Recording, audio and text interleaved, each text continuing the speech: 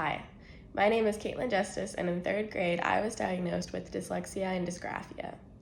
I thought my life had changed forever, and even then it wasn't done changing, because later that same year, I was also recognized as a gifted student. My mom told me that this meant I was twice gifted. I thought it meant I was going to have twice the struggles. Turns out she was right. I excelled academically with my disability and with my recognition, but it wouldn't have been possible without things like Learning Ally. Before my diagnosis, I would struggle in the classroom to read, to comprehend, to spell, just to keep up, honestly.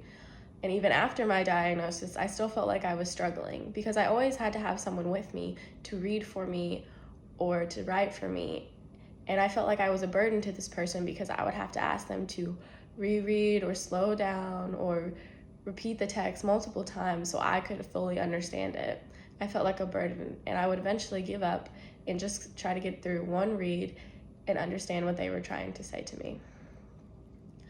But my mom was able to find Learning Ally. She emailed me the link, I downloaded it on my computer, and it was the best thing. I was able to be independent again.